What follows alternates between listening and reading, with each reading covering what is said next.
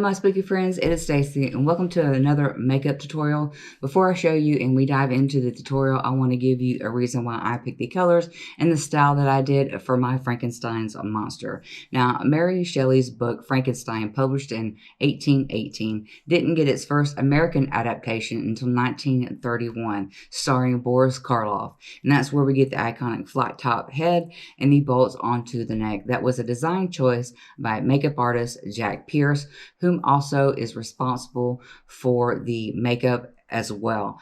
And when did Frankenstein turn green and become that very iconic thing that we recognize today? Well, we didn't get our first Frankenstein color movie until 1957. Commercially, film did not show up, and with the more advanced technologies, it became more common and more familiar and more acceptable for color movies, switching from over into the black and white. Now, black and white is monochromatic, and with these grayscales don't show up and transfer onto the film quite as much. So in order for Jack Pierce to make this look like a ghastly pale skin, he had to use a grayish green paint so it would actually show up. And with the Curse of Frankenstein, if you take a look at that movie, I believe that is more true to Mary Shelley's depiction in her book, because it's a regular face, thin lips, and again, yellow skin, and not as big and bold as we know it today. But Universal had so much success that they copyrighted the actual iconic look that Jack Pierce put into play, and it's the artist's adaptation of what he thinks that this would look and transfer onto the screen is the part that I appreciate about it. And I love that Hollywood just kind of ran with it, because once everyone started to see Boris Karloff in his makeup on set, that paint was actually green. So Hollywood ran away with it, and we recognize it today as the most iconic thing, with the flat top, the black hair, the bolts, and the green makeup. Although I do appreciate every version that I do see when it's done according to Mary Shelley's description, and then what has been most popular and iconic. So those are the reasons why I chose to do my makeup this way. I wanted to celebrate the film industry and the strides that they put in, also with the makeup artist himself and what he was able to come up with and to be a commercial success, and also going in with my version of the skin tone from Mary Shelley's book. So I hope you enjoy this one. Let's just go ahead and get into it.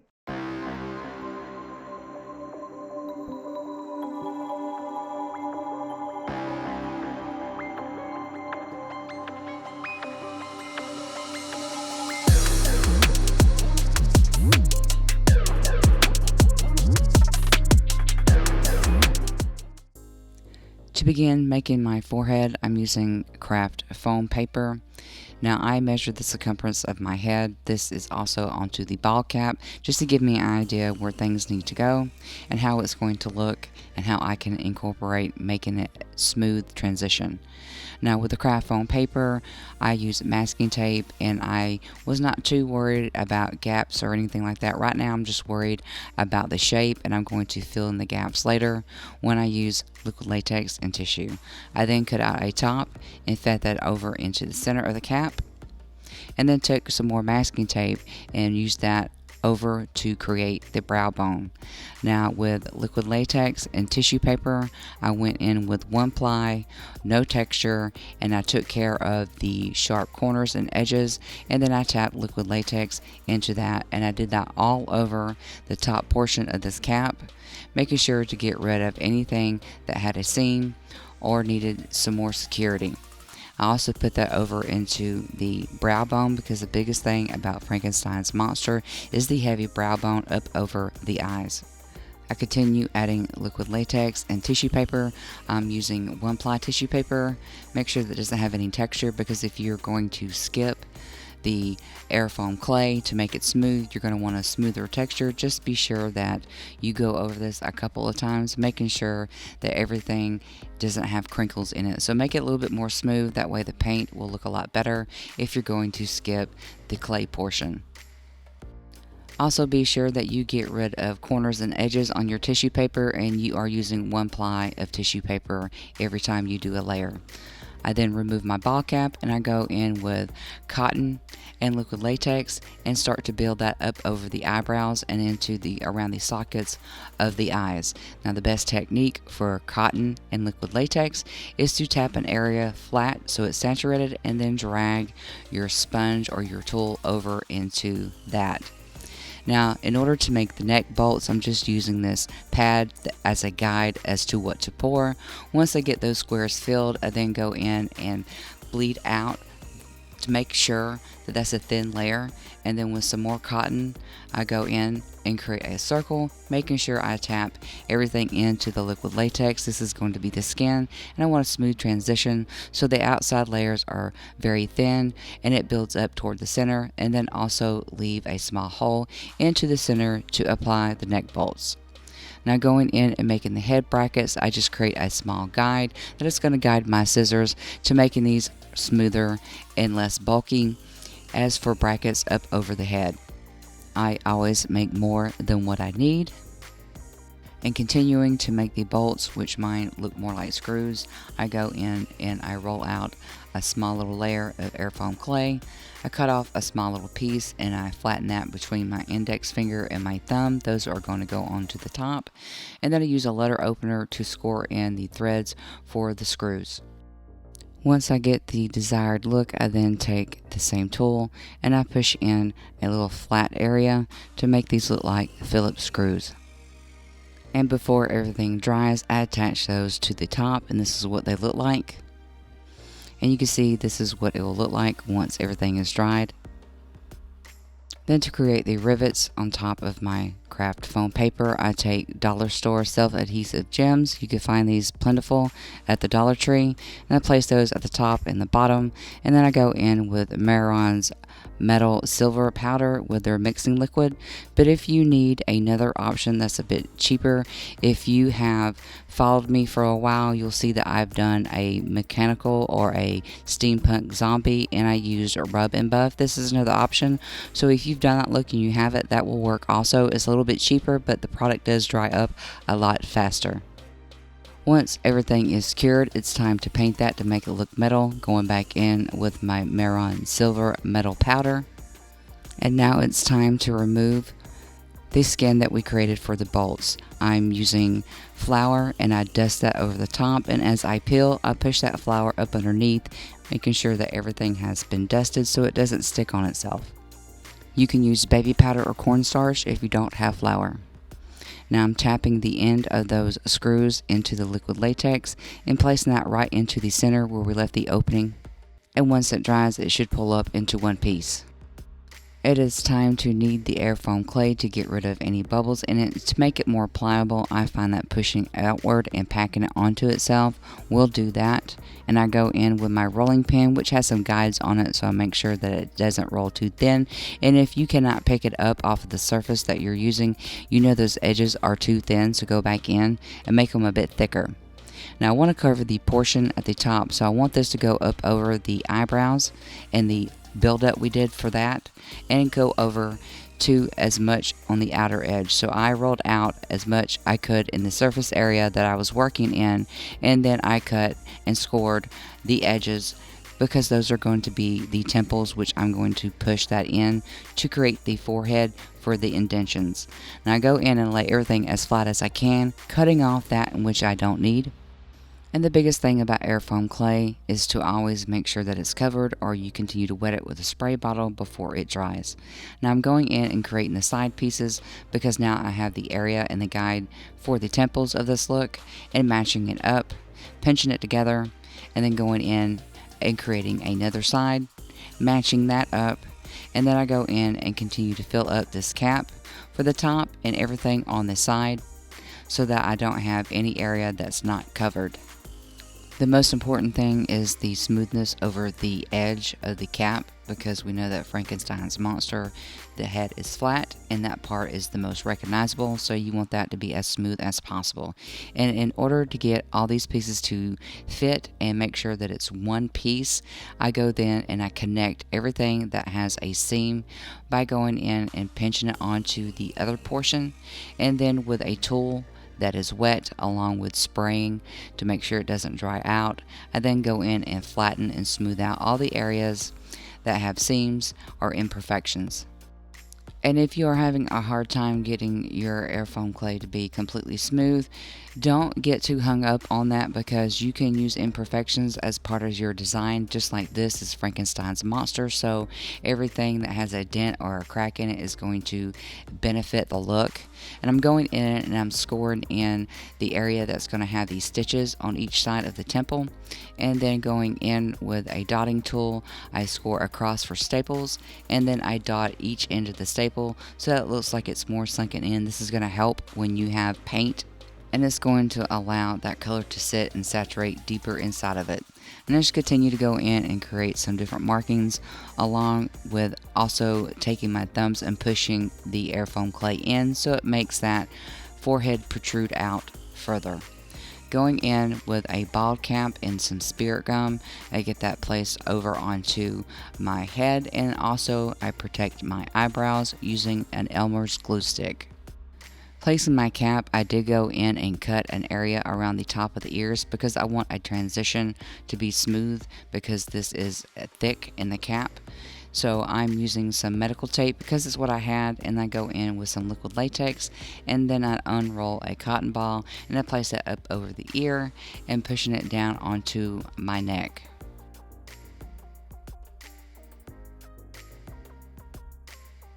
I cut off that which I don't need, and I move on and do this up over the eyebrow.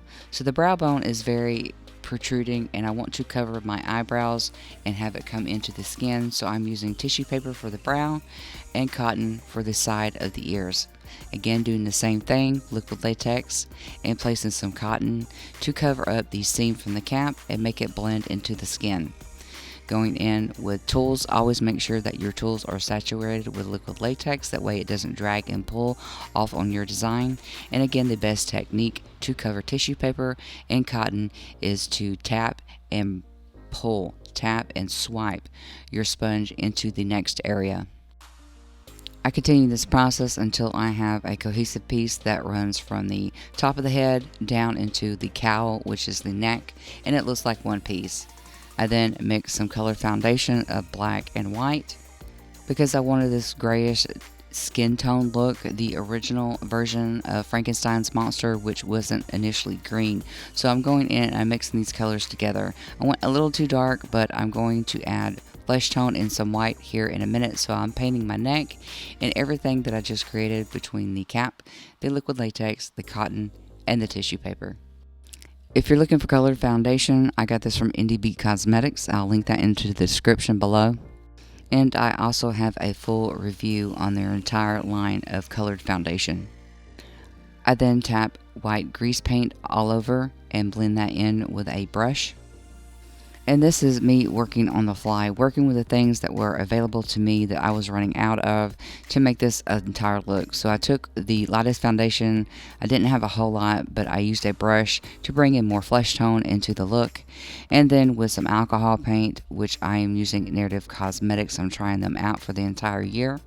And I go in and I paint what I scored in to the clay before it dried, making sure to get all those details painted. And it's time to attach my bolts brackets to the top, and spirit gum and liquid latex will work the same. It doesn't matter, it's what you have. In order to bring out a more sickly looking skin tone, I then took some brown grease paint, tapped that in and blended it a little bit with a brush to get rid of any harsh lines. I then continued to place my bolts sporadically, mixing everything up, some shorter, some longer, but be sure not to cover up any of the work.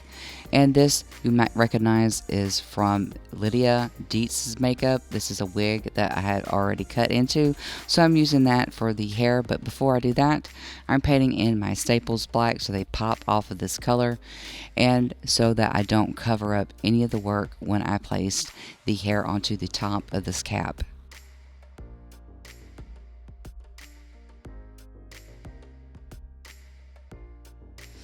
I am using liquid latex to tap in the top to place my hair over, starting from the back and making sure it folds over the edge just a little bit. Now this is up to you how much you want to use, but for me, I like the idea of this being as sparse as possible because of the design I created, and that's specific to you and what you want to do.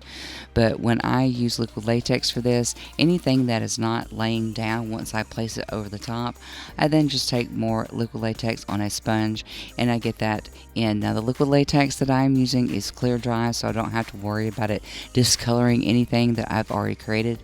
And I have a link down in the description box where you can buy clear liquid latex. And for this process, it's best to work in small areas. That way you can have full control. Things don't get out of hand, and it's a lot easier to work with small areas than it is big areas because you can't see over the top and also over into the back. So just section at a time until you get the desired look. And if you don't have a wig that you can cut, you can use yarn. It is now time to contour the face, and using black I go in with a brush and I create high cheekbones, and I make sure to get that into the temples, and I'm going in with the laugh lines around the nose and the nostrils, and I'm pushing all that color back in toward the center.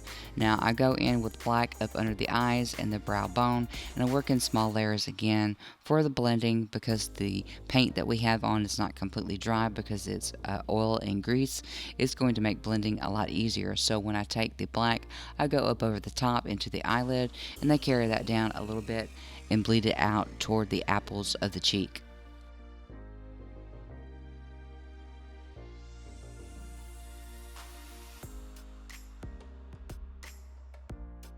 I then create some lines into the forehead and buffing those out using black eyeshadow. I just continue to buff out anything that's a harsh line or shows up as a harsh edge, and making sure that that frown is even more accentuated. I take black into the corner, use a liquid lipstick for my lips. I don't overline them or anything, and I just take a brush and I just get that little bit dirty and dingy around the upper and the lower lip, and then with liquid latex I attach my bolts. And with the clean fluffy brush I go in and just take care of some harsh lines, making sure that everything blends. And I did pop in some cosplay contacts from my IBB. I do have a 20% off code that will be listed in the description below, but these are white trauma contact lenses. Here is the final look of Frankenstein's monster. This was such a fun one to do. I've been wanting to do this one for a long time now.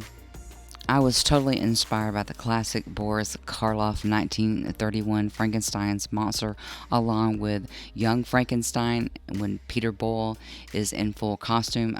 Those are so iconic and great to me. I love the fleshy white tones, the dead flesh versus what it became as far as the green.